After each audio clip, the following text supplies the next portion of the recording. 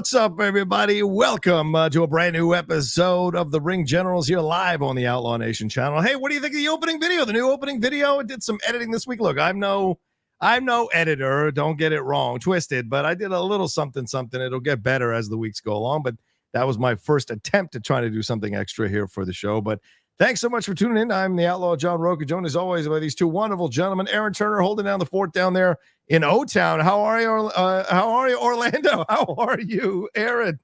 There are 206 bones in the human body, 207 if I'm watching that intro. Hello. Thank you. Chris Burns hanging out, the Darkitect over there in LA. How you feeling, brother? How are things? Things are good. I'm a little crispy. I just got off the road.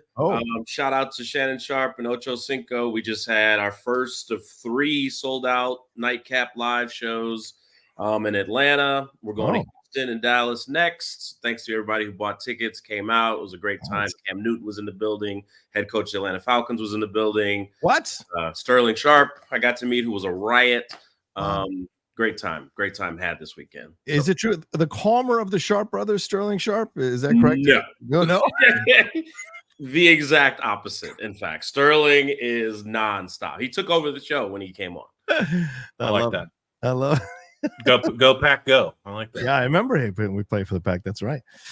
So we got a lot going on here in the world of pro wrestling that we're going to jump into, y'all. We got, of course, we're going to have our buy or sell segment. Going to be a lot of interesting stories there. We got some news items to jump into. Don't want to tease any of the news items because I just want you guys to enjoy them for the first time as we talk about them. But of course, Streamlabs super chats are open. Send in your love. We only had 1 super chat last week. Come on, people, send in your love. You wanted us to come back. We're back full force, having a lot of fun talking the world of pro wrestling. So send us your questions, thoughts, or comments. And of course, we've got our AEW All In Predictions. That premium live event. I guess I could say pay-per-view for AEW. Yes, that is happening tonight for sure. So we will be talking about that as we go along. But of course, the ringmaster himself, Aaron Turner, going to lead us through these topics. Aaron, where are we going first? Oh boy! So we're going to talk about our good friend Ronda Rousey here.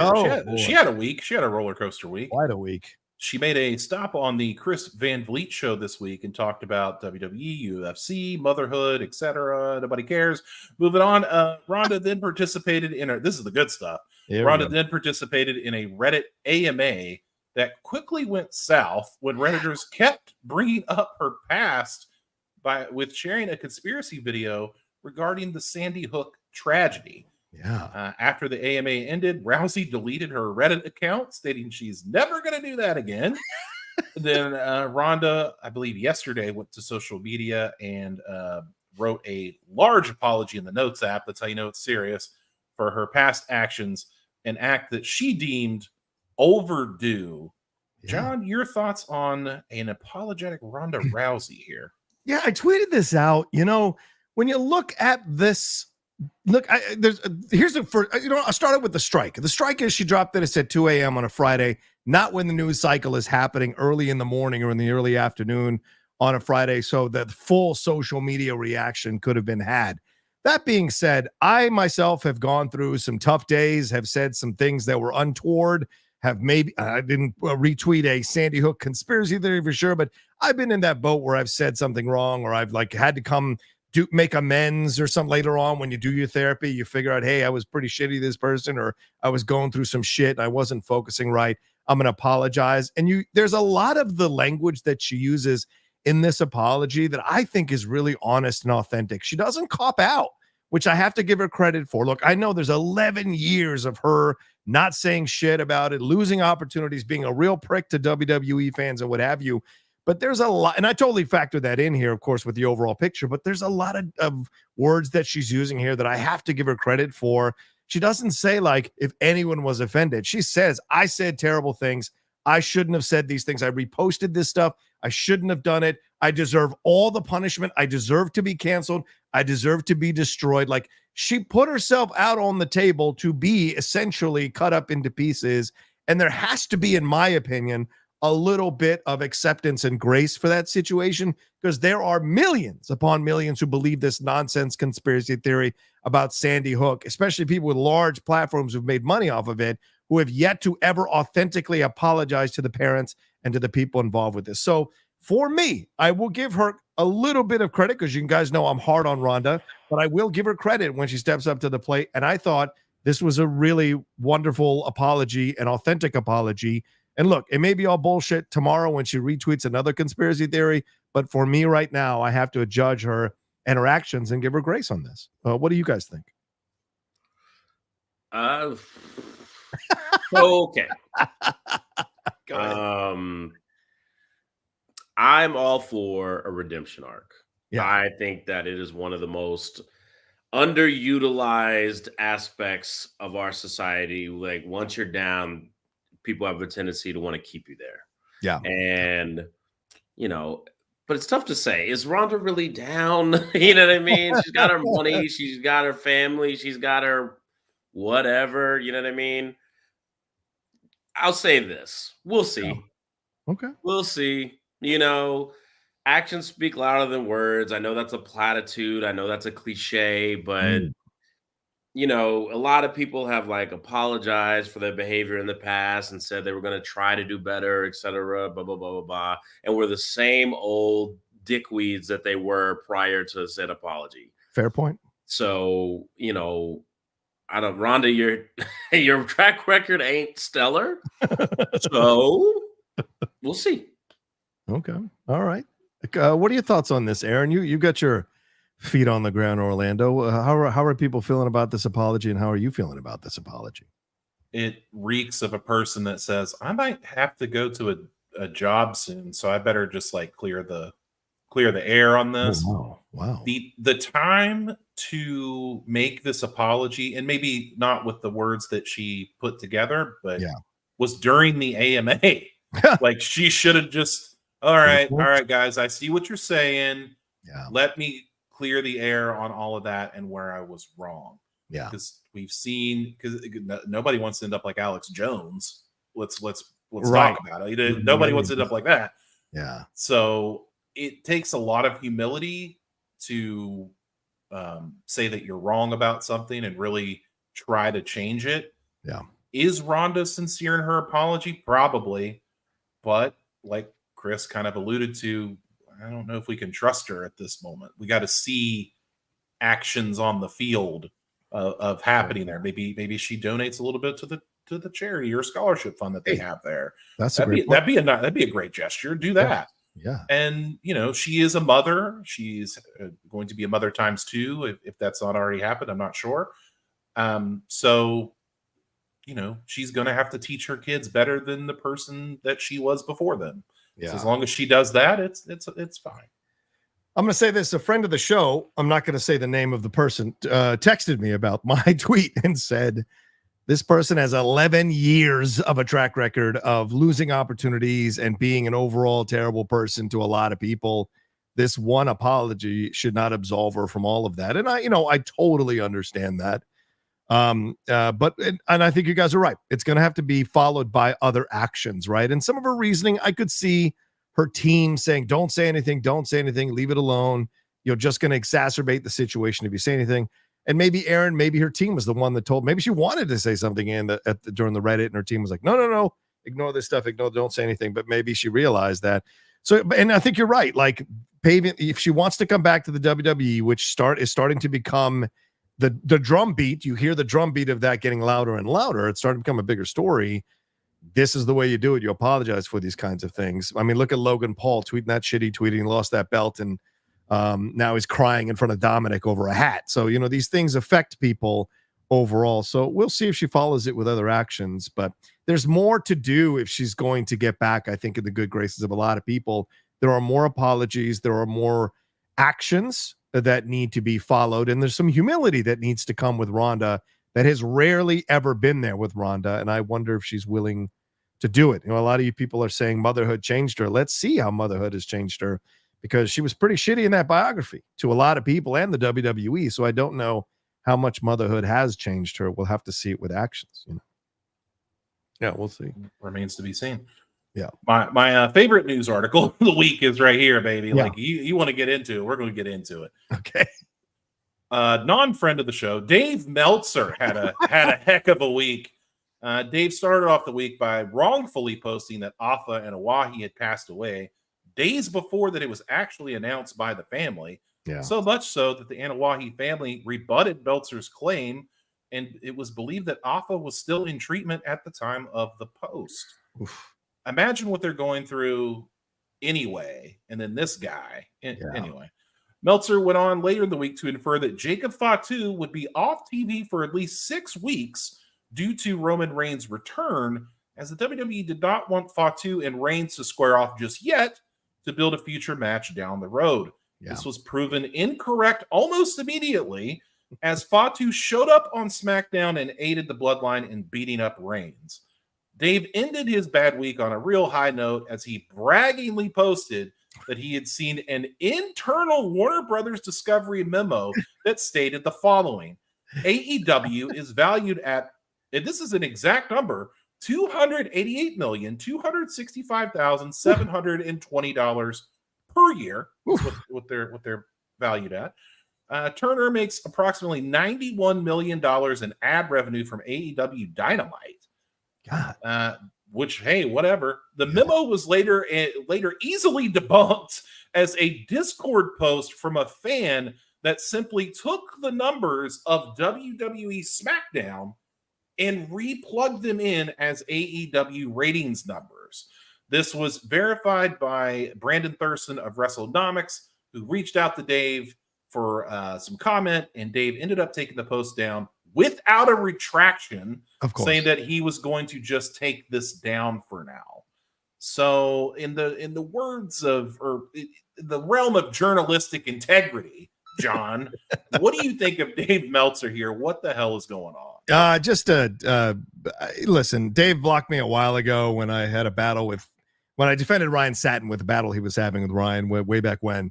Look, this guy is at the point now where I don't know who is listening to him, to be honest. I don't know why. I don't know why people are still listening to this guy. It is all self-aggrandizement. And look, prognosticators are wrong. Certainly that show I host with Jeff, the Hot Mic, Jeff's not always right with some of his scoops or rumors or what have you, and neither am I. So I get it, but this is an unusually terrible run of predictions or comments over 1 week that you have to kind of look at this and go like, what's the end result for someone like him, and why does he keep having a platform? Why are people still listening to this guy? At some point, it's all just going to be a push to the side, because I think he's doing all this stuff to stay relevant, stay controversial, but eventually I think enough people are going to be like, we don't give a shit, and he's going to go and fade to be another one of the gaggle of reporters talking about professional wrestling. So yeah, I think it's so many missteps here, so many inconsiderate missteps here, just to try to beat somebody to the story. And when you're dealing with the death of a legend, like, it's really a terrible thing to make a mistake like that, for sure. And the Fatu thing, I mean, 6 weeks keeping him away from Reigns was a ridiculously stupid thing to even tweet out and believe, so to speak. So yeah, those are my thoughts. What do you think, Chris? I believe MJF has the right phrasing for what I think of Dave Meltzer. You fucking mark! Thank you. Look, I have a level of respect relatively for Dave Meltzer, just because he's been in it for so long. Oh, totally. He's endured quite a bit. He's still in it. He's seen so much.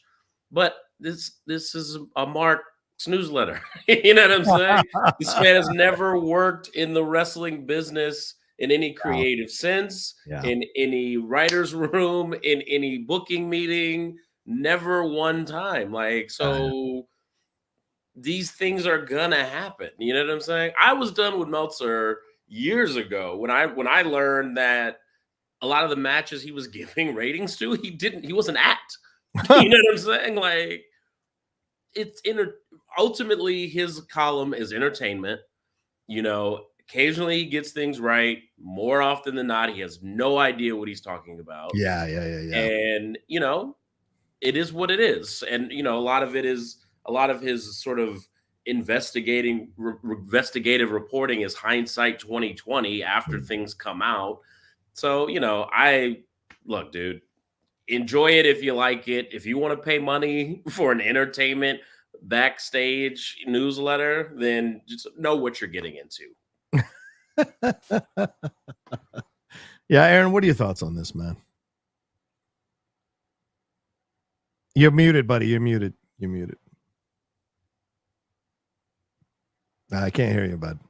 Can you hear him, Chris? I can't hear him. I cannot. Okay. Technology is not always Aaron's friend. He's still figuring this whole thing out. Nope. Now? There we go. Go ahead. Oh my God. Welcome Sorry. back.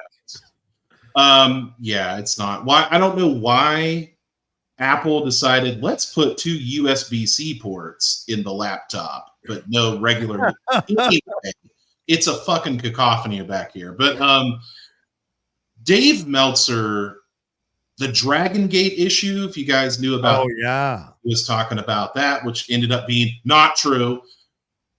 I have really no problem with journalists being wrong if you retract the thing and say, "Oh, I'm wrong."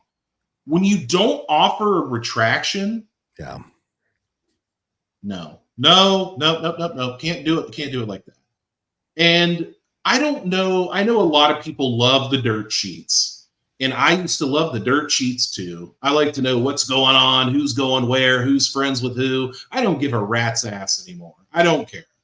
I don't care what's going to happen. I don't read them. I don't read the rumors. I don't give a shit. So that automatically makes Dave Meltzer not for me.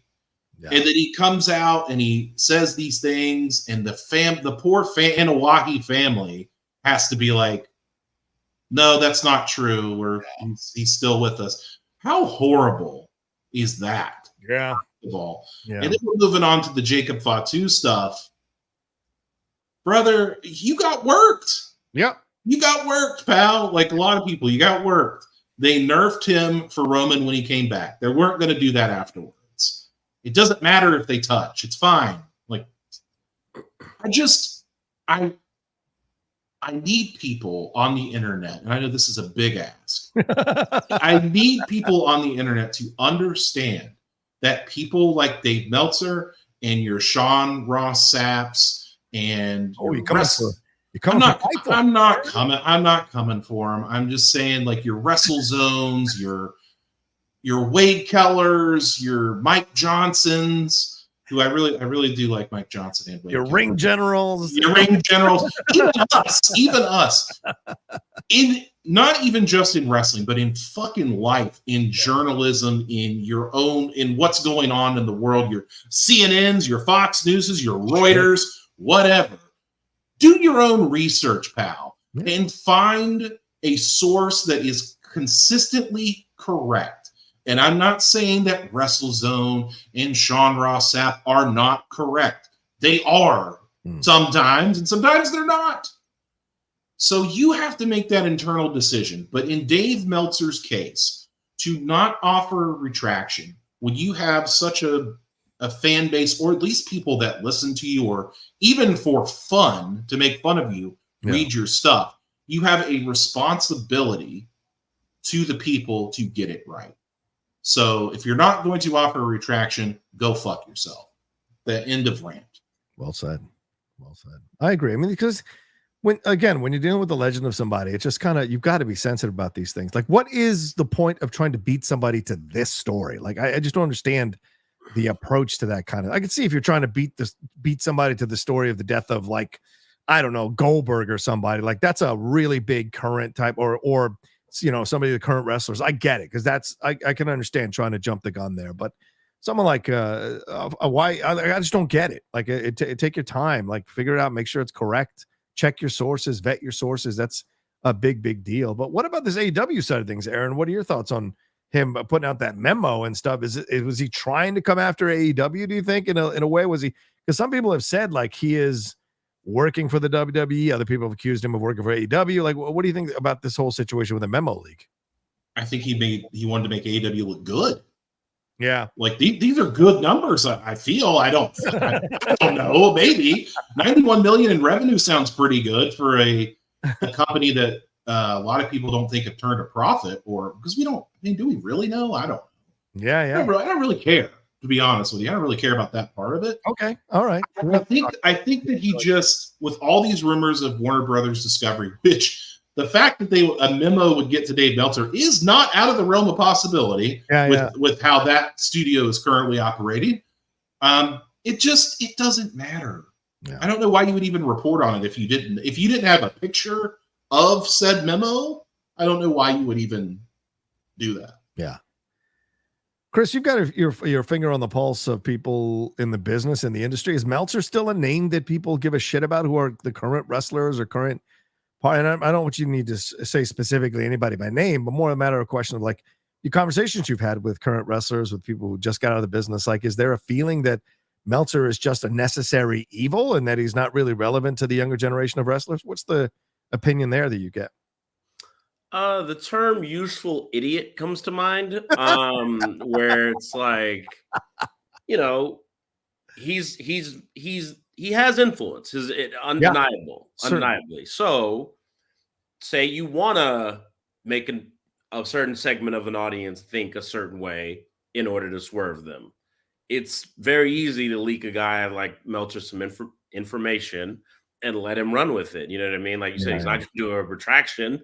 So, you know, the only thing that's going to hurt is his reputation ultimately. But, you know, anytime that you want to hide something or misdirect or whatever, he's a valuable tool in that regard. That's basically what I've heard in conversation. But otherwise, it's like, you know, don't believe the hype.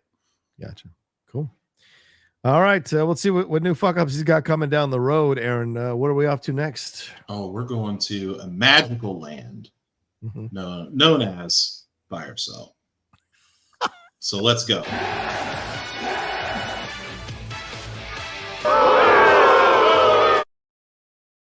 Welcome back. Or do we need to take a break? I don't know. I just no. Let's just go. I'll throw breaks in later. Thanks, buddy. The audio version. Let's just go. I can't believe you thought I was wearing a Baron Corbin shirt earlier. What are you wearing, if you don't mind? So first of all, it totally ironic. Well, randomly, shout out to New Jersey because I got New Jersey's own. It's okay. All right. Taz rocking right now. Yeah, Taz the best. I'm actually wearing a shirt of a friend of yours. This guy. Oh, yeah. My old friend Fergal. A little Fergal action. All right, guys, we're moving on to Buy or Sell. This was my favorite thing of the week, other than just digging Meltzer into the ground. This guy, you may know this guy. You may know that young lady there. It is CM Punk, and that is Taylor Swift. And this past week on Raw, CM Punk stated he is Taylor Swift for men. So, Chris, I'm going to start with you. Buy or sell CM? I really have no other preamble other than buy or sell CM Punk as as Taylor Swift for men. You know what? I'm buying it. Not in scale, right? Like, I don't know if, you know, CM Punk is doing Taylor Swift numbers as far as attendance and merch and all that stuff. Who is really? No, nobody. But yeah, it's one of those things, man. Like, there is no, I don't know how this man is not over. You know what I mean? At any point, good or bad, fair or foul, supported, non-supported, employed, unemployed, toxic, non-toxic, whatever, this man, they're going to chant his name. They are frothing at the mouth for his next appearance, his next promo, his next match. Dude, Punk has not been the wrestler that we remember for some time, right? You know what I'm saying? Like, yes, agreed. He is so far removed from Summer of Punk in Ring of Honor to Summer of Punk in WWE, where he left with the championship.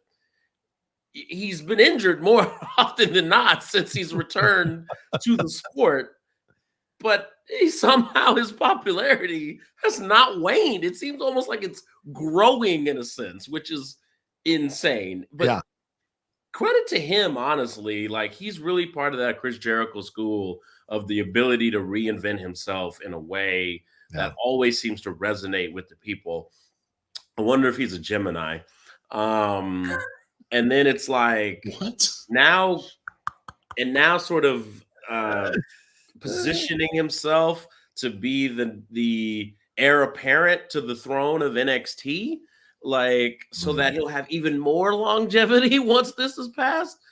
What happens if he gets a hold of Full Sail and then he's the new guy that they chant for to, you know, when he comes out? This he's a genius. Buy it. Just to clear the air, CM Punk is a Scorpio. Just to clear the air. That's right, he is. You're damn right he is. So oh God, John, buy or sell CM Punk as the male Taylor Swift for men is how he put it. So. I gotta buy, my fellow Scorpio. Of course, I'm gonna buy this. This is great, and I'll tell you why.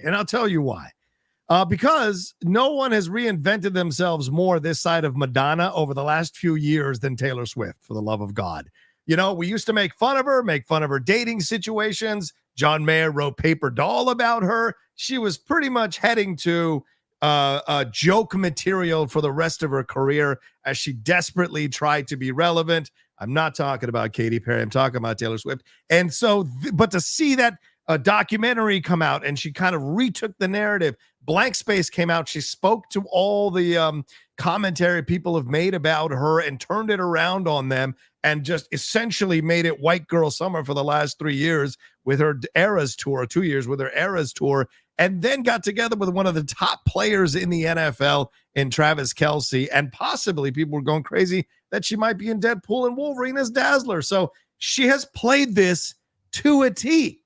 Who else has reinvented himself numerous times, has turned around negative narratives about himself, completely coming to another place like the WWE again and having people speak positively about working with him, having him affect the younger generation, having him be a part of this whole situation. Oh, and have bracelets just like Taylor Swift. That's CM Punk. So I think this is so smart.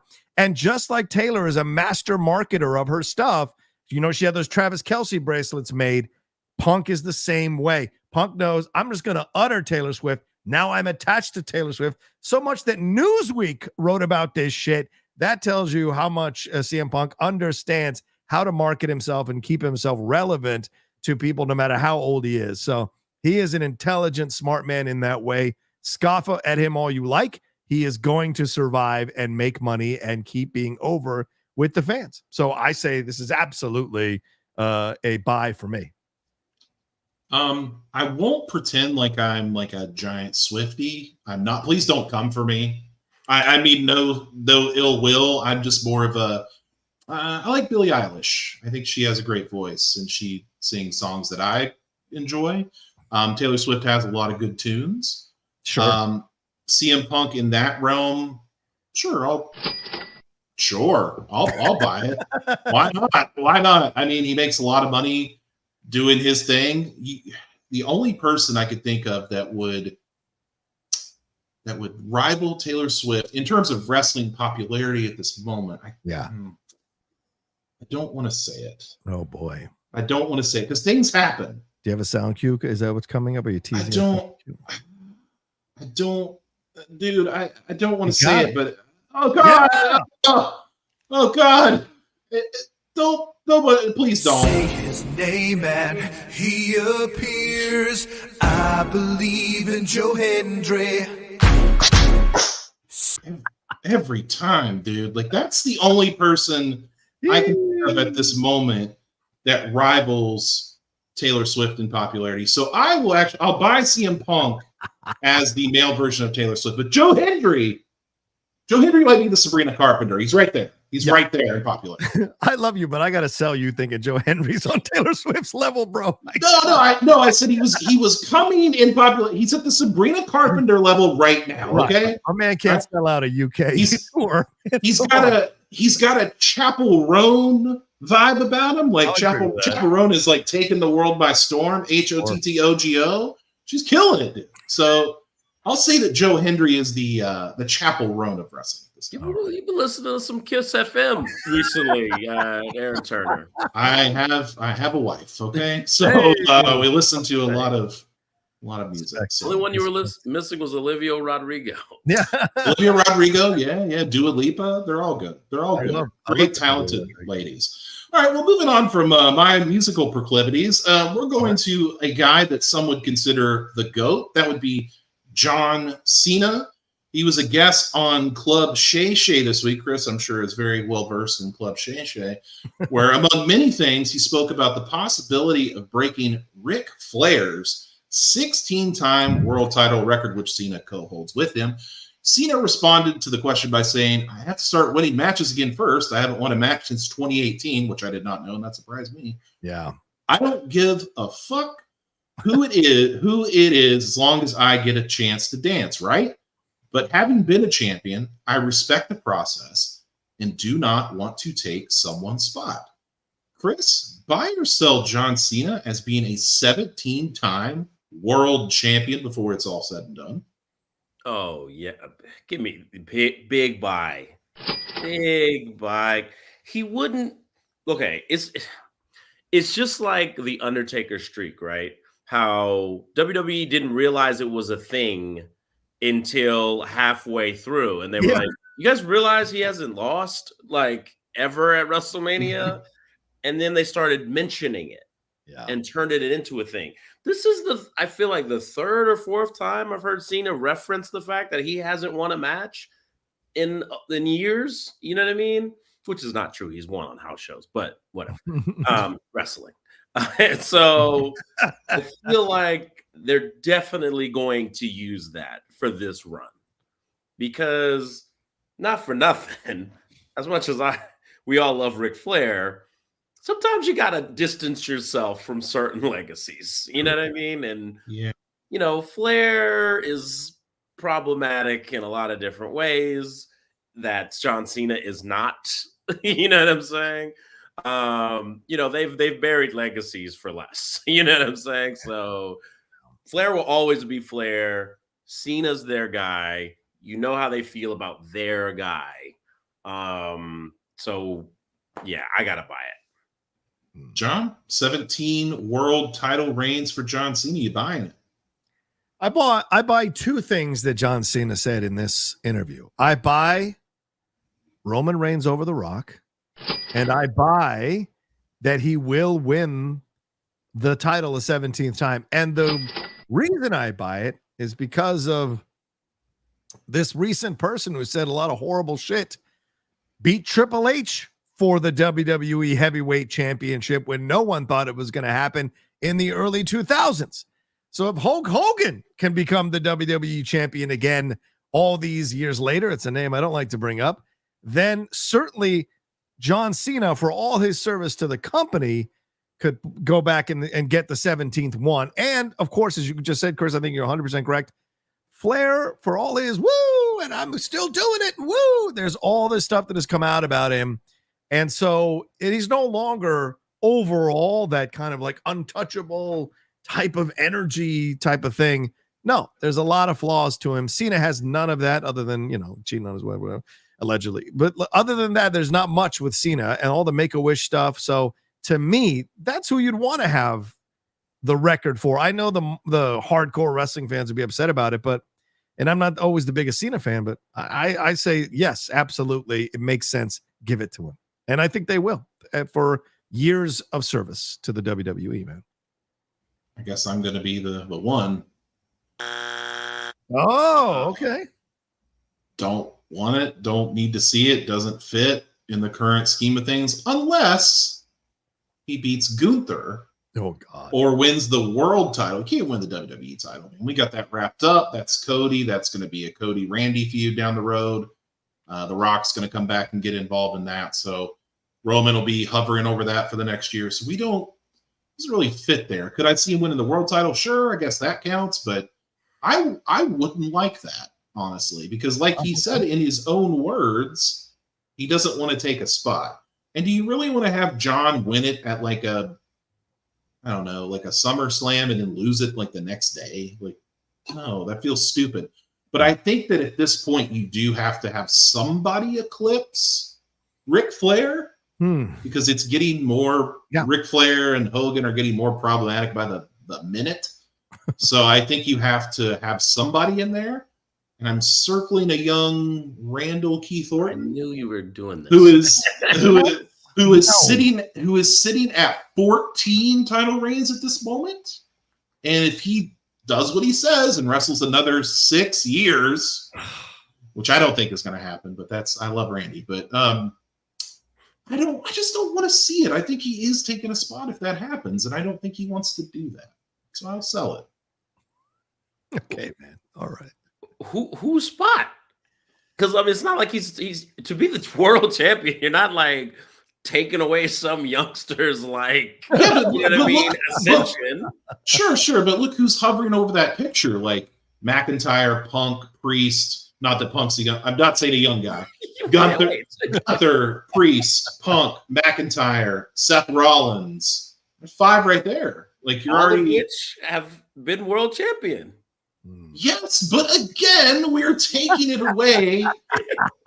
Oh man, they'll be there. It's cool. This is Cena's last run. You think that's not more special than these guys who are going to be around for quite a while? This is the end for Cena. This is it. Yeah. But do you want John Cena to win the world title? Yes. Like, yeah, absolutely. I want him to win both belts and hold them over everyone's head.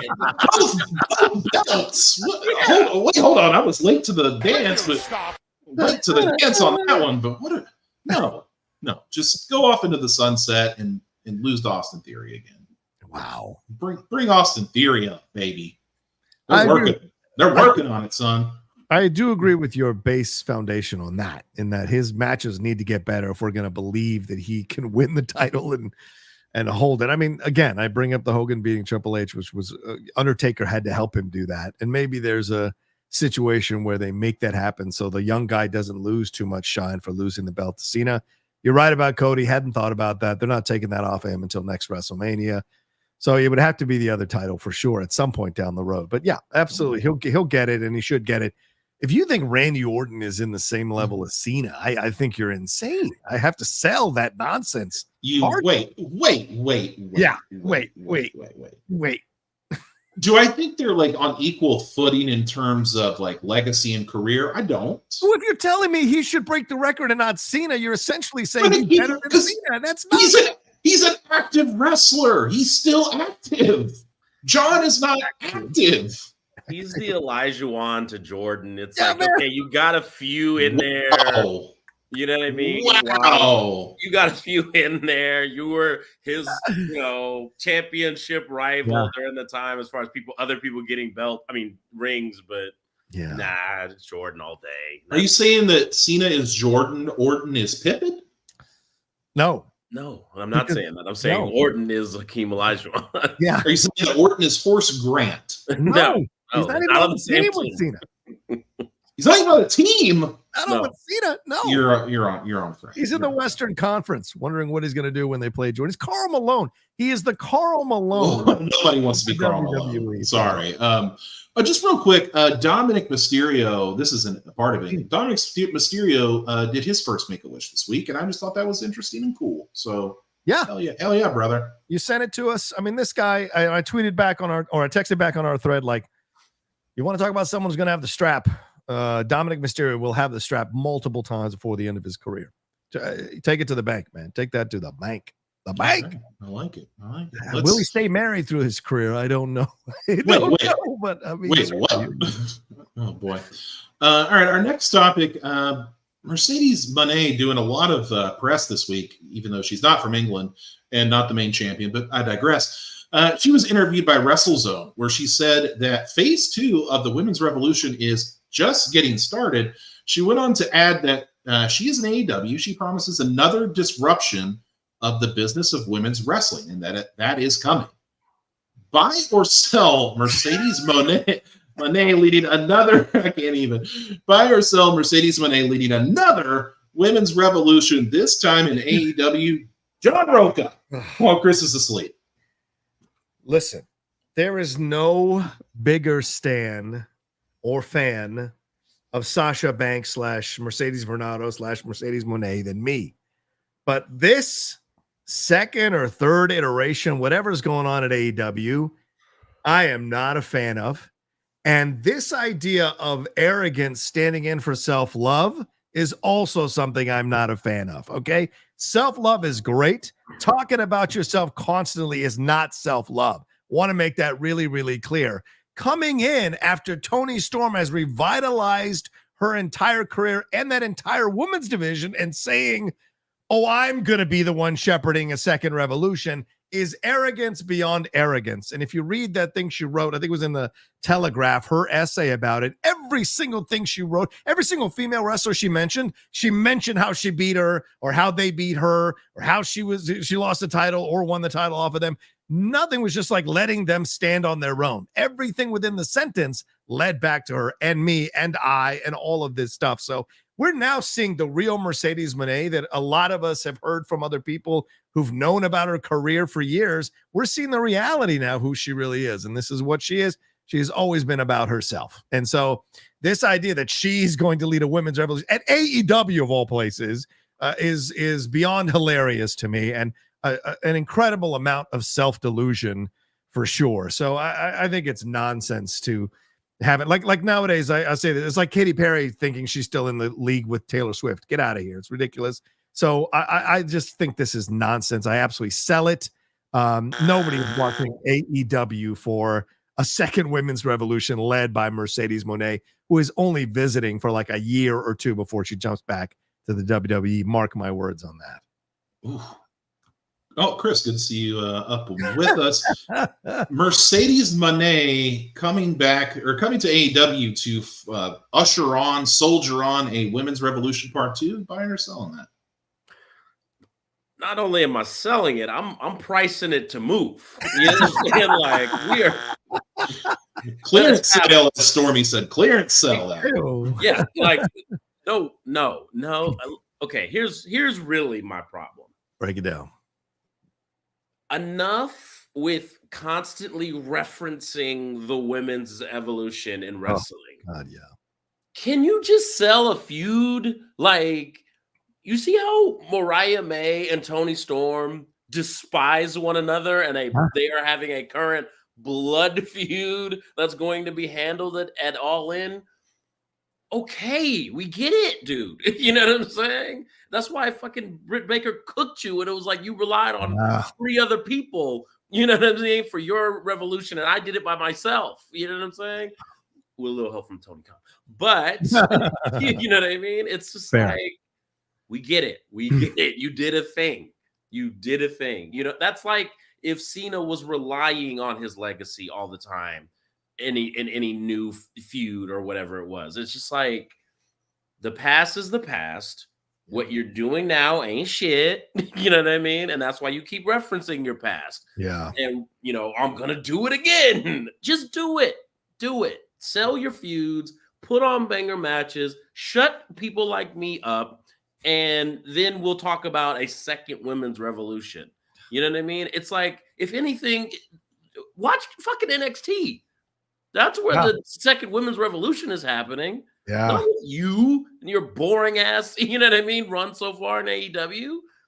As much as they force people to chant CEO and try to make it seem like your belt is somehow more important than Toni Storm's, which it isn't. You know what I mean? It's like, yeah, enough. You know, like the CEO dance? Sell it. Sell the dancing.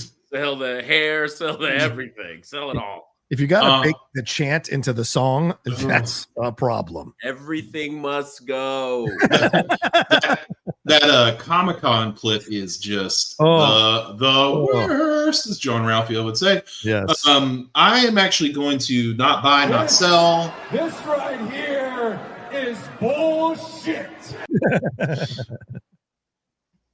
You didn't even start the first one. The first one was started by Emma and Paige. I will fight people to the death. Wow. That's where the women's revolution started. Paige versus Emma, NXT TakeOver for the NXT Women's Championship. Yeah. Because Stephanie McMahon was there. They made a big fucking deal about it. And then Paige went on her tear. We'll talk about Paige in a second. And that's where it started. Yes, Charlotte, Becky, Bayley, and Mercedes absolutely brought it to the next level, but it started right there. And this notion that she continues to carry, that she is like, she was the one, like if it was the Shield, she's the Roman Reigns. is fucking ridiculous because she has always been the same. She's been the same character the whole time. Babyface, heel, it's always the same. And to an extent, Charlotte as well. So I'm not going to say that. But like, look at Becky Lynch. Yeah. The character arc of Irish step dancer to the man to big time Bex and all that kind of shit. And then you got Bayley that started out as the hugger, and it's like, man, that's never going to work. Then she changed it to the role model, and Bayley might be the best. She might be the GOAT of women's wrestling, and she's going to be always going to be like third or fourth when people talk about these women. And it's not fair. So I'm going to sell the living hell out of this, and like Chris even alluded to, Britt Baker cooked her on the microphone. Yeah, she cooked her, and I know we chat on Britt last week, but after watching that, I was just like, someone cooked here. And it was Britt Baker. She was the one cooking. So get Mercedes out of my face. I'm so done with it. She's not even from England, not even from there, and they keep everything I see about All In is a Mercedes interview. Tony Storm, Australia, Mariah May, England. Maybe interview them. I'm just saying. Jesus. Yeah, it's madness. It's utter mad. And this what do you call it? This screams of a desire to be relevant. This screams of a desire to be relevant because I agree with you, Aaron. It used to be that Becky was like the Ringo Starr of the Four Horsewomen for a long time. And now it's kind of like Mercedes is. Like she is the fourth Beatle here, so to speak. And everyone else has really eclipsed her. Bayley with, as you said, so well. And Becky, of course, and Charlotte. Charlotte hasn't wrestled in how long since the injury? And she's still above Mercedes Moné. And again, I was a massive Sasha Banks fan. I thought she didn't get her due at WWE, didn't get her credit, didn't get her flowers. I hated they took the title off her all the time after they let her win once. It was frustrating. But what she's been able to do since then has not been good. And that article she wrote where she was like, I left WWE because I had to, it was the right time. You took your ball and went home. You stormed out. It isn't like you said, okay, I'm going to get my release. I want to go here. No, you stormed home. And so there's a difference in how she's painting everything, this false narrative that she's throwing out there. And I think it's to cover up the reality that she knows she's not nowhere near as popular as she thinks she was. The makeup brand and all of that stuff. Sure, she's doing well, but it's not anywhere near like what Becky Lynch gets on the New York Times bestseller. Why don't she write a biography and let's see where that one ranks to Becky Lynch's New York Times autobiography book, for God's sake. So I'm throwing it out. To be fair, I went to Ollie's Bargain Outlet today, and it's relevant. And on the rack was Drew McIntyre's autobiography. So hey! I'm just saying, like, shit ends up there. That's all right. Let's. Speaking of women's revolution, I promise we don't hate women. I swear to God. No. Speaking of women's revolution, Saraya wrestled Toni Storm this week in a non-title contest. Saraya looked noticeably slowed behind the pace of Storm. Saraya signed with AEW in 2022, had a lot of hype coming into the company since her departure from the WWE. Since then, her run has been fair to awful, depending on who you ask. So, John, I know you've talked to her personally and you've interviewed her. Buy or sell Saraya as the worst free agent signing in the history of AEW? I have to sell it. While Miro still walks the planet as an AEW signing. I would say Miro was the one who has been the worst signing. And I'll say that because I think Saraya came in and look, it was a great story. Like Edge coming back at Royal Rumble. No one thought Paige was going to be able to come back. And I'm just going to call her Paige because I don't be mad at me. I'm just going to say that. No one thought she was going to be able to, I'm not trying to be Nancy Mace here, but like no one thought she was going to be able to come back and wrestle. But she did. Now, was she ever able to capture the heights that she did before? No. They put a belt on her at All In, and it was a great moment for the British fans. And certainly it was great to see her back wrestling. So at least there have been some highs with Paige/Saraya that I at least can say, hey, the fans responded. The fans were happy about this. There's nothing like that with Miro. Almost nothing in his time with AEW. And I would argue Miro had a higher ceiling, coming in as a fully healthy dude off of the WWE stuff, but he was never really able fully to get over. then ends up getting sadly divorced from his wife. And I'm not commenting on that, just saying that was part of the story here, and then has really kind of been forgotten.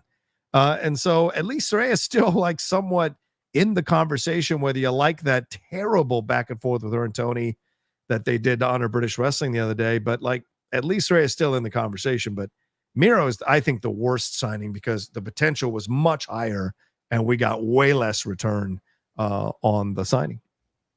Chris, thoughts on Saraya, possibly the worst signing in AEW history, buy or sell, though?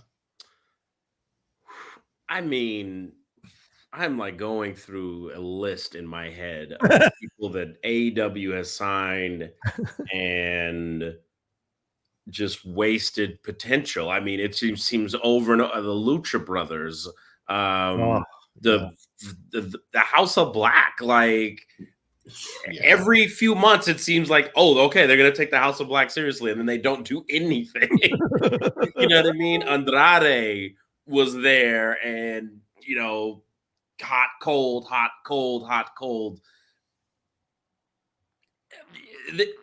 This may sound strange. The Young Bucks might be the worst signing that they ever did because of their impact on the company in a lot of ways. If you think about it, I think there's a discussion there. So I'm going to sell her being the worst. Much like I agree with a lot of John's points. She was an unknown entity. She was a question mark. You know what I mean? It was like, is she gonna ever wrestle again? Probably not. That look, that injury was pretty gnarly. We don't know what she's going to do here. And then lo and behold, she was able to make her way back, and it is a feel-good story, and we got a feel-good moment out of it. I'm not sure what else we were looking to squeeze out of that. You know what I'm saying? Exactly, as far as Saraya goes. It takes a lot to make the whore we all adore, the slut we can't rebut, the tramp who's still champ sort of look bad. Takes a lot because Tony's the best, but I wouldn't say she's the worst. I think she's just kind of lost in the shuffle, and motivation is a big part of performance. And what have they given her to be motivated by? Surprisingly enough, guys, we're all in agreement. I will also sell this. The worst signing in AEW history might be Cody Rhodes. Ooh, interesting. Let's think about that for a second. Cody Rhodes could be the worst signing in AEW because he doesn't belong there. Yeah. He never belonged there. The fans told him of AEW, you don't belong here. And then he went on and did his thing and found out where he did belong. So I think there, or you could say like a Paul White or a Mark Henry, because they didn't do anything. Yeah. Anthony Ogogo. What? Andrade, maybe even Andrade. You could put the Murder Hawk. Lance Archer, who I do like, but they don't do any. The Butcher and the Blade. Wardlow. Oh, jeez. Who was I just thinking of? And there's so many. CJ Perry, we just talked about her. Why? Joey Janela on the first. Why? That's not that. No, they didn't belong there. Fuego del Sol. I mean, I can go down the list, but Saraya, it takes a long time to get back in the flow. And I know she had the neck injury and she wants to wrestle, and Fighting with My Family is a good movie. That's really all I can say. Totally. So is she the worst signing? No. Are there worse? Yes. Do I want to see her on a weekly basis? Absolutely not. And I think the fans keep saying, no, thank you. Harley Cameron, though, is entertaining. She is keeping my eye on the television because I'm like, she's going to do something funny. And she does. And I'm glad that she's paired with Saraya, because Saraya is more of the straight person of the group, the straight man, and then Harley's the wild card. So that's kind of working, but I just go away. Another go away for me. All right, what's next on the buy or sell, brother man? Oh, John, we're really gonna get into it on this one. Todd Phillips, Joker director, I've known from old school, was interviewed by Variety this week, where he discussed the Hulk Hogan biopic he was set to direct, starring Chris Hemsworth. The film is now off the table, with Phillips saying, "I love what we were trying to do, but that's not going to come together for me." Worth noting here, Hulk Hogan was recently back in the news after his drunken racist rant against Vice President Kamala Harris. So, Chris, I'll start with you on this one, because I know John's got thoughts. Buy or sell Hulk Hogan being able to be a part of the current era of WWE, or really go into exile? Oh, this is a tough one for Chris. Wow. Here's why it's tough. Okay. WWE, it's like, oh my God. In any sensible world, you'd think they wouldn't want to be associated with this guy. You'd think. He's gross. He's exactly what we were talking about earlier with Ronda Rousey. Tried to pretend several times that I made a mistake, brother, and this, that. First of all, making a mistake when you were recorded privately and what you did at your home when you didn't think anyone was listening, I'm not sure where the mistake comes in. You know what I mean? Like, I didn't mean to do that. Yes, you did. And secondly, you know, he never fully apologized for it. And then he just keeps doing more and more things. You'd think that'd be enough.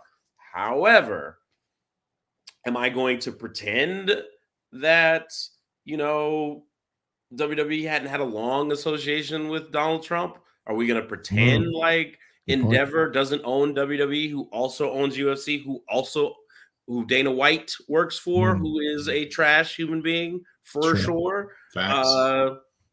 You know, Hogan was recently at the New York City Fanatic Fest that just happened a few weeks ago, representing WWE as a legend. So, as you know, this is one of those conversations that always puts in my own fandom of the situation into question whether or not I can compartmentalize. I hate to say it, but I feel like that I gotta buy it. I feel like we're gonna hear that fucking music again, and every black fan in attendance should sit the fuck down. Yeah. Let this man cook. John, I know you're a Hulkamaniac, or maybe former Hulkamaniac that's in recovery. Buy or sell Hulk Hogan at this point? You know, I saw a tweet about this, and I want to give a shout out to Top Dollar, because Top Dollar came out and said, like, do you know what it's like to be a black professional wrestler, and your favorite professional wrestler, the one who got you into wrestling, is Hulk Hogan. And I can't even imagine what it's like to be a young black kid and you cheer for this man and he comes out and there's the tape of him saying the things he said. Like, it must be such a colossal mindfuck, right? And then you throw in what he just did with Kamala Harris, like threatening, hey, you want me to body slam her? You want me to leg drop her?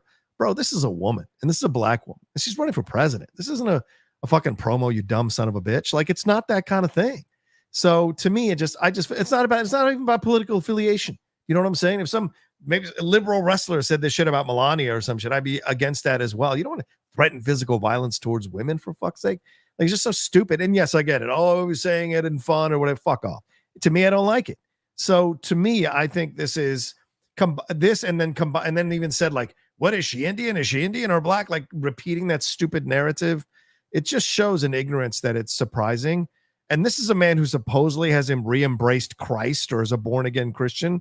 It's hogwash, utter fucking hogwash. And so I think the young wrestlers nowadays don't like guys like this coming back. I think they don't want these assholes back around them. I think they want to create a different type of WWE. Chris, what you're talking about is absolutely valid. That's up in the upper echelon, right? The WWE wrestlers, I don't think, want Hogan back in mass or anything like they don't want to be associated or connected to that kind of stuff because they're going to be asked about it by fans on Reddit or other AMAs that may happen. And so it's the last thing they want to be involved in. So I actually do sell him being part of any of the storylines or anything to do with the WWE. But I do buy him possibly showing up at a WrestleMania or something to open up a WWE event. That's certainly possible, but I don't think he'll have anything to do with the young wrestlers nowadays, nor do I think they want him to have anything to do with, nor do they need him. Like, you don't need Hogan. If you need Hogan to sell your angle, you got to write a better angle. Like that's the honest truth of it. So yeah, that's my 2 cents. And I'm done. Honestly, I'm done. Like after that, I'm done. Like I took out all my shirts, and I don't mean to sound like some bitchy crybaby sports fan and set it on fire. I just took them all out, and I'm going to donate them to the Goodwill. You know, I've spent good money on those shirts, but I don't want anything to do with them anymore. I really don't. It's heartbreaking. It's fucking devastating. Like this is my top hero when I was a kid. Like seriously, deep in my bones. And to see what he's become, the Hulk Hogan is not Terry Bollea. Terry Bollea is who I don't like. Hulk Hogan I'll always love. Terry Bollea I'll always dislike. So it's a shame, man. It's heartbreaking when you live long enough to have your heroes become the villains, you know. I know that was hard. I know that was hard for you. Terry. It's such bad will that they had like him and Titus O'Neil did the WrestleMania thing, and it's like Titus was like, yeah, he apologized to everybody, and Big E was talking about it. Yeah, he apologized to everybody. Like, we're good now. And then it's like you take that goodwill and take a giant dump right on it. It's like, oh, those comments will get heat, brother. Yeah, man. Yeah, they will get a lot of heat because you cannot go anywhere on earth where you are not being filmed with a camera. Yep. So what the hell did you think was going to happen? Like everybody's going to be like, yeah, right on, Hulkster. Right on, brother. Let's just go grab her and body slam her and leg drop her. What the hell does that even mean? Yeah. Oh my God. Like we're done. Again, and I say it again, and I'll say it until my face turns red and explodes. Hulk Hogan, bye. Ric Flair, goodbye. Hello, Bret Hart. Oh, please. I'm sorry. Is Bret Hart problematic in any way, shape, or form? He's very bitter. And the Montreal Screwjob was 900 years ago. Like, build a bridge and get over it. Like, he kills the vibes, bro. He does, bro. Bret kills the vibes, bro. You're just like, we're just hanging out, man. Stop. We don't chill out, dude. We don't want to talk about that. I happen to know that Bret Hart is a partaker of the cannabis. Not enough. Days. Not enough. Hey, I'm just, dude. Well, why did Bret come over? Because I don't want to talk. You know what I mean? I don't want to talk about Goldberg or Shawn Michaels or anybody else. Hey, or Vince. Would you say that Bret Hart would be some kind of? Would you think Bret Hart is a racist? No, I know. I would not. Isn't his current wife black? She is. Yeah, I wouldn't. Well, I don't think that necessarily. Listen, it doesn't. But let me go even further. But is Bret Hart? Because Cody Rhodes got invited by Trick. Is Bret Hart invited to the cookout? I think he said. That's what I'm saying. Is Bret Hart allowed to come to the cookout? Is he invited? If he hits the blunt prior to coming through, yes, you know what I'm saying? Because really do not kill the vibes. That's all we're asking, Bret. All I'm trying to say is recently Bret Hart was hanging out with Snoop. That's all I'm saying. Bro, everyone's That's all I'm saying. You know, so many people hang out with Snoop. Snoop's an equal opportunity hangout. I'm just saying, like Bret Hart, non-problematic. He's bitter, yes. Non-problematic. He's the one. Shawn Michaels may or may not allegedly peed in people's faces. Bret Hart, no record of that. None. 90s, baby. You know what I'm saying? No record of that. No Sundays from the 90s. No sunny days for the Hitman. That's all I'm saying. All right. I do this show for moments like this. This is why I do this show. Chris, allegedly, he ruins the vibe. Peed in people's faces. Correct. Sean Bret Hart is the guy that shows up at the party and you're like, fuck. Yeah. Who brought Bret? That's what happens when oh my God. All right. So we're bringing Sean? You're waiting to get the red cup filled at the fucking keg, and Bret walks up behind you like, hey, what's up, Bret? Hey, you guys want to talk about Bill Goldberg? Can you have a drink or what's going on? No, I can't. Not since Bill kicked me in. Oh, fucking. Yeah. It's basically that. Wait. Is Bret Hart Buzz Killington? Yes, he is. He's Buzz Killington. Okay, Sir Buzz Killington. No less. Like he's elevated. You're getting stories at least. Who wants to hear a story about a bridge? You know why Bret Hart keeps talking about Bill Goldberg? Because people keep fucking asking him about it. If they asked him, hey, what about that match you had with Mr. Perfect? I don't want to talk about it. Fine. He couldn't just say, I don't want to talk about it anymore. He did have a career. Listen, I don't want to tell you about some behind-the-scenes stuff that I've heard from WWE legends. I don't want to even go there. All right. Ricky the Dragon Steamboat. Hey, I remember. Anyway, how dare you? Next topic on this show. Yeah. All right, are we done with buy or sell? Yeah. We're done. Let's get into All In Preview because I know we got to get going and we got some Streamlabs. You know what? Let's answer some of these Streamlabs real quick. No, actually, no. Let's get to the preview. Let's get the preview, right? Give us a break here. Whatever. Aaron, how you feeling? Okay. I feel great. Great. You can take it. You can take it, and I'll just do the graphics when you talk. Oh, sounds good. All right. Let's go through these matches here. This is happening at Wembley Stadium. I think 50,000 is what it is. Bully Ray giving a standing ovation to AEW. I saw his tweet about how they were able to sell out 50K for this particular event at Wembley. It's pretty awesome. It is tomorrow at 1 p.m. ET, 10 a.m. PT. I may pay for this one.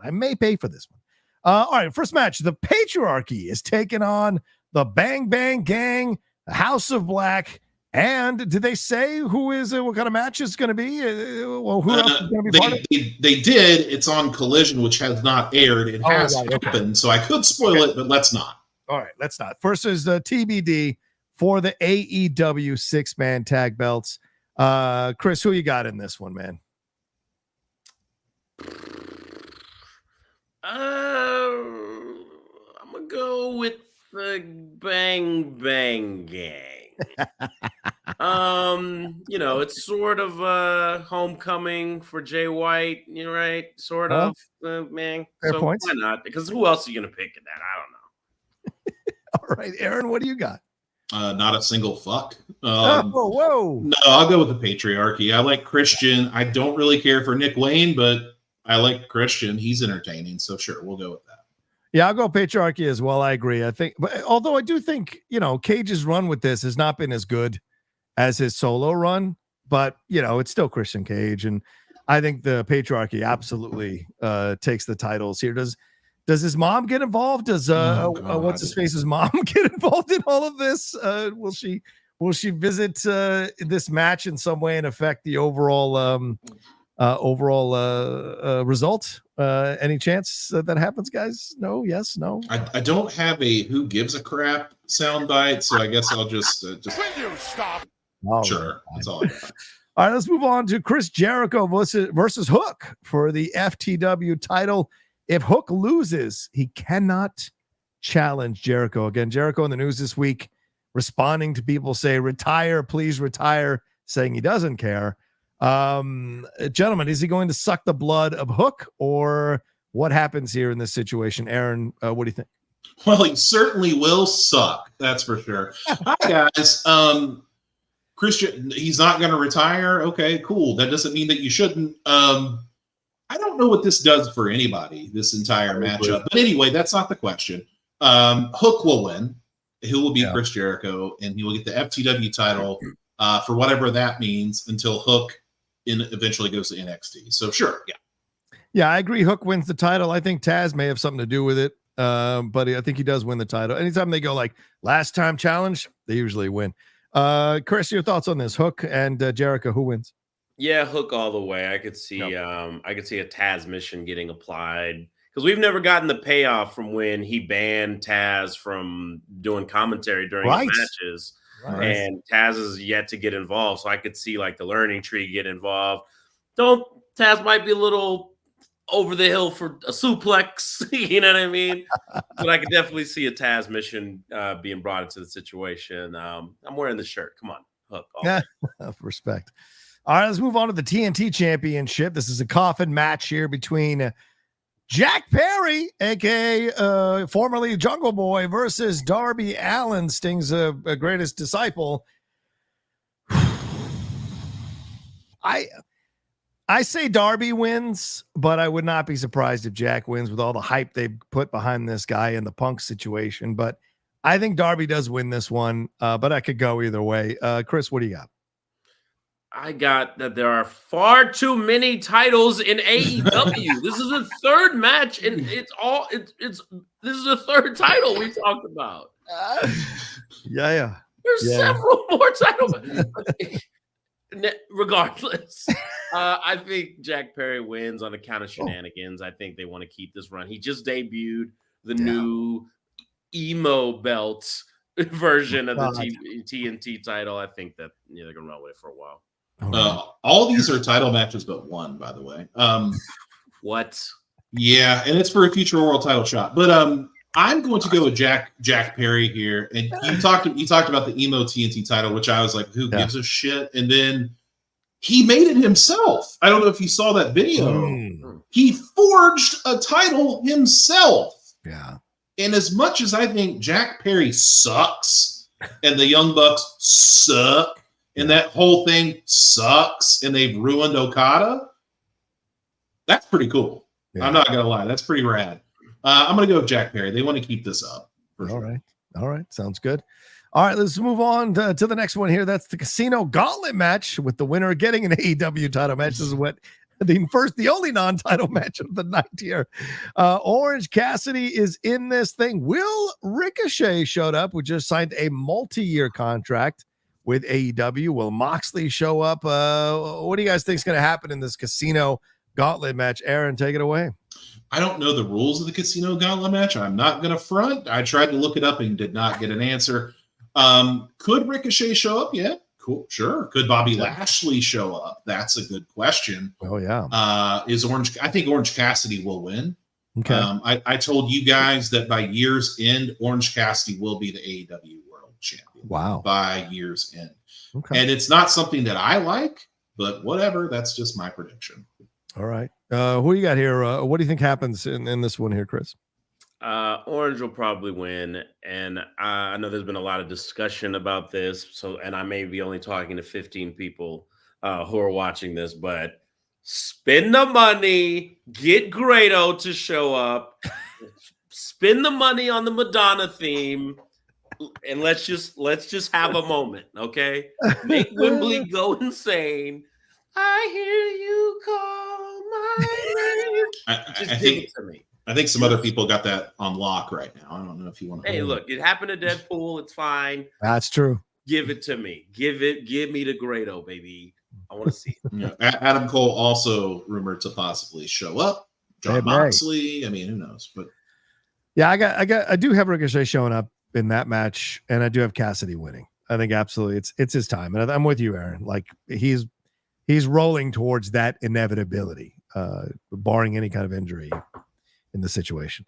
All right, let's move on to the AEW tag titles here. TYB versus FTR versus the Acclaimed. All right, Chris, who you got in this one? Wait a minute. It's FTR, Acclaimed, and the Young Bucks. The Young Bucks. TYB. Come on, you don't want to say it, but you know what the answer is. It's gonna be the Bucks, isn't it? It really, it's gonna be the fucking Bucks. God damn it, dude! Like, I don't know. FTR, they will never lose to FTR, man. Come on. Yeah, it's just like it's not the Acclaimed. No, they just had it. FTR is not over enough right now. Yeah, it's the Bucks. Oh God. Aaron, do you agree with us? Yeah, unfortunately, it's going to be the Young Bucks. Talk about three teams that have lost any cachet in this company. Holy moly! Like Max Caster, Max Caster, Anthony Bowens, dude, like he's becoming so one note. Like I love the pre-match rap, but it's getting so who cares? I hate that. I think come back to what Chris said, right? Motivation is important, and they have sabotaged the Acclaim with some of the booking. And Max like, oh fuck it, I'm just gonna play out my contract. I'll do my thing, but I'm not as inspired to be the showstopper as I was in the past, and it's very clear from some of those things he's doing. All right, let's move on to the TBS Championship, the Women's TBS Championship here. Dr. Britt Baker, DMD, versus Mercedes Moné, the leader of the second women's revolution, supposedly. Aaron, I'm gonna let you take this one. Go ahead. What do you think is gonna happen here, Listen, I showed you guys the text message that I got from TMD last week. It was not good. So I'm trying to redeem myself here and take her to beat Mercedes, but I'm not going to because it doesn't make sense for her to beat her at this time. So I'm going to go with Mercedes Mone retaining over the DMD because Camille's there. She's 7 foot tall, for God's sake. Yeah, she's going to get involved. And look, Baker's been taking it on the chin. I think the last thing you want to do is reward her with a title. So you gotta let Mercedes keep the title. Even if you were thinking of making a switch this early, let her keep the title. Let her establish herself. Britt understands the bigger picture here, and she's going to take the L. What do you think here, Chris? Yeah, there's shenanigans afoot that Camille. Oh wait, because old girl is still hurt, right? Oh yeah. Oh, Jamie Hayter? Yeah. Jamie Hayter wouldn't help Britt anyway. Probably wouldn't piss on her if she's on fire. So unless that was going to be a thing, I would say maybe Britt, but Mercedes, it'll give her more heat because everyone hates her, and for her to defend in this situation, maybe it'll lead to something positive with, some more heat added, but enough about the women's revolution. Just wrestle. Just goddamn wrestle. Shut up. All right. So did you already answer, Aaron? What are your thoughts? Yeah, I took Mercedes. Yep. That's right. All right. Yeah, I think Mercedes as well. I think it's going to happen. Will Ospreay. All right. So for the American title, Will Ospreay versus MJF. This could be the match of the night. Aaron, Chris, who do you got here? Will Ospreay versus MJF, brother. Will Ospreay. I think that I honestly feel like this whole thing was to get that title over. And so for Max to turn it into the US title, and Ospreay to take it back to restore it to the international title, I think is really what this whole exercise was about. And, who better to hold it than Ospreay? MJF don't need it. Even though I thought it was a brilliant moment when he broke and showed the world why he really hates Ospreay, because they loved me until you showed up. It was just like, that is the way that character motivation is so good all the time. It's just so amazing. But I think Ospreay wins here. Max goes even darker and moves on to something else. Yeah. Aaron, what do you got? There he goes again. Oh, he went out? Oh, shit. We're going to make a jump cut of Aaron versus technology. Right. It's your greatest feud. Back. There you go. Go ahead. Sorry, guys. Stop hitting buttons. I wish I had the Scott Steiner siren because banger alert. This is going to be the one. This is the banger. And Will Ospreay is going to win because you can't just go on national television and say, hey, I was talking with your wife backstage. No, sir. Not in his home country. Not today. And MJF will lose and we'll get restored back to the international championship. I guess I don't have that. What do I have? I don't have that. No, I don't have that. Never mind. I'm sorry. I don't press any buttons. Banger alert. There you go. Yeah, I agree 100%. I think this might be the match I pay the money for. This might be the reason I pay the money for All In is for this match. I'm so looking forward to this one. Absolutely, Ospreay wins. He has to. And then MJF, as you just said here and teased Aaron, Adam's coming back. Adam Cole's coming back. So I think that's going to be the feud with MJF. And so they have to put the belt on Ospreay for that reason. And MJF lose nothing getting Ospreay over. It's going to be a great match. That's my thoughts on that one. Danielson's letting him use the Tiger Driver, baby. Yeah. Can't forget that. Yeah, Danielson. All right, let's move in from black and white to color. Toni Storm versus Mariah May for the AEW Women's title. I said this a few weeks ago, and I'm standing by it. I think Mariah May beats Toni Storm there in Wembley and takes the title off of her. Chris, what do you got? I wish I could turn my thing black and white. Here's the deal. Hold on, let me tinker. Hold on, not going. I still, much like the feud with MJF, I think this feud has done its job. You've established Mariah May as a player. Yeah. You know what I mean? Like, she probably one of the best women debuts as far as what they did after her debut. Yeah. You know what I mean? They put her in a story. She got over. The turn happened. It resonated with the fans. It's created a hot feud. It's created a hot match. And so, especially if the match delivers, you've done everything you wanted to do with Mariah May. And obviously Tony's over as hell. So it's like, yeah, let her run with it, man. Because here's still the problem. If Mariah May wins, who does she defend against? That's a great question. Yeah, that's a good. That's point. Intriguing. Tony can make things intriguing. So yeah, I say keep the belt on the tramp. Keep it the champ. Three things, guys. Three things. Okay. Chin, tits, and John. Yeah. Watch for the shoe. I'm taking Tony Storm to retain as she should retain. Wow. In England, I know it's not her home country, like I mistakenly and jackasserly said weeks ago. I think it'll be a good match too, because Mariah May, where we were down on Saraya for being a bad signing, Mariah May's been pretty fucking good. So I'm hyped for this one. All right. Yeah, I said already Mariah May, so that's my choice there. But that could be a hell of a match as well. And look, May is British herself, so could be doing it there in front of her countrywomen and men.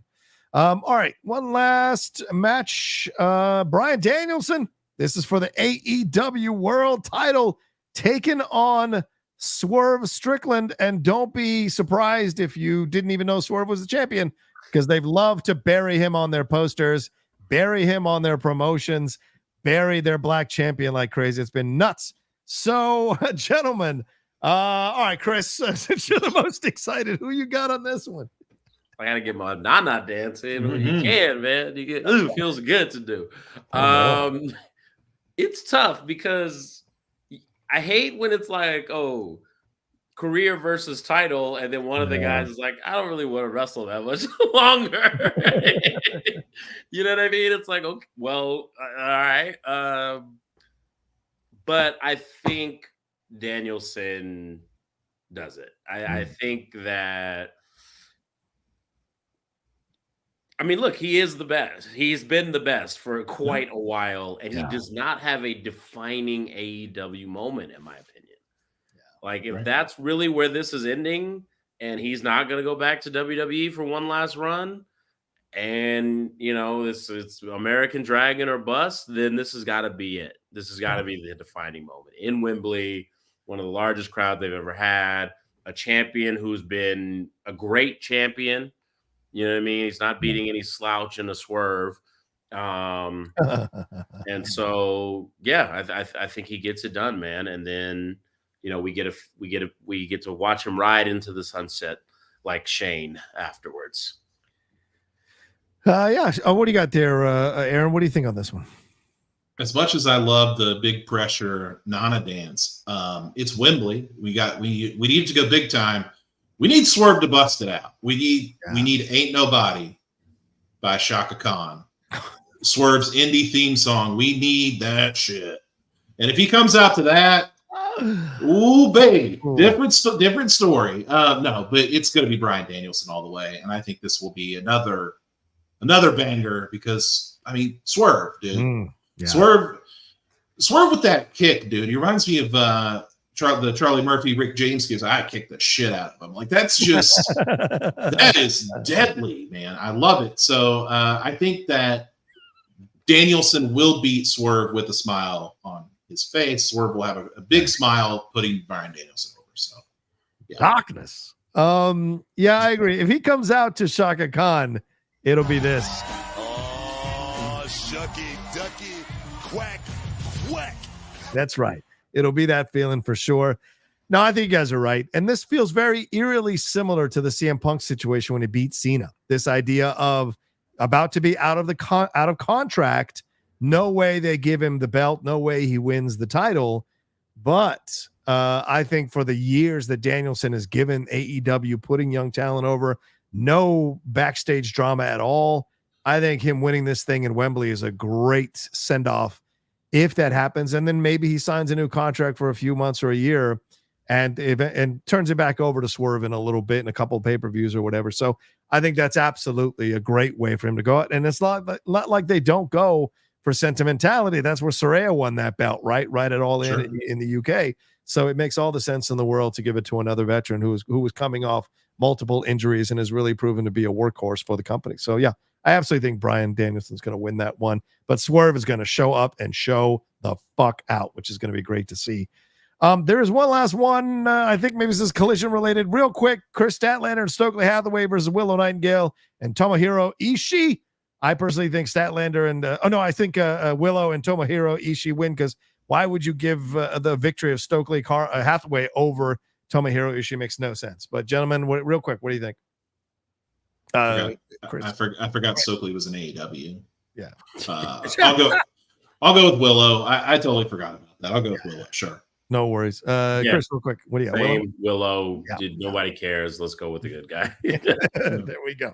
All right. AEW happening All In tomorrow. If you're going to get it soon. Let's hit these Streamlabs Super Chats. Get out of here. I know Chris got a basketball game and I got some breakfast to eat. Francisco Lopez says, "Hey, Generals, if Shawn Michaels would have stayed retired in 1998, do you think he would be in the Hall? He would be a Hall of Famer or be considered as one of the best wrestlers?" Yeah. Yeah. What? It's Shawn Michaels. Like, no one saw no one saw that last run coming. You know what I'm saying? Yeah. He was already, people were calling him the GOAT after WrestleMania 12. You know what I'm saying?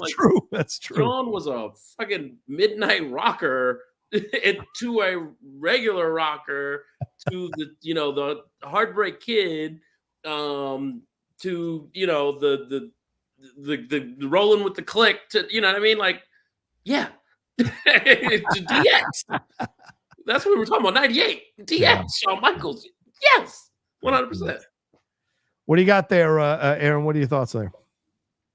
Yeah. Shawn Michaels' career started in 1984. Yeah, fair point. Yeah. The fact that we got the last run was just icing on top. So, yeah, dude, come on. Francisco with another one saying, "Oh, Roca, why don't you like Pat McAfee as a WWE commentator? I like him as a commentator because he brings something fresh. There's nothing fresh that Pat is doing that I don't see at a bar with a yokel yelling at the screen. There's not a damn thing he's doing that's new or interesting to me. I'm not a McAfee guy. Certainly, I've been proven right in my mind with some of the stuff he's done on his show, which has been ridiculous. So I'm just not a McAfee guy. He's essentially a glorified fan who gets really intense about the situations, and it just gets annoying as fuck to listen to for me personally. So, gentlemen, any thoughts on this? Okay. We're getting Joe Tessitore. That's true. I love Joe Tessitore. I love that hire. It's an awesome decision. I like Pat a lot, so I don't know where you're at on that, but I don't know why you say these things, but I love Pat. I'm the only one. I like Pat too, man. But you know what? I do like that it's like on season, off season. You know what I mean? He's gone long enough to where we miss the guy. At least I miss the guy. Right. So I'm good with this.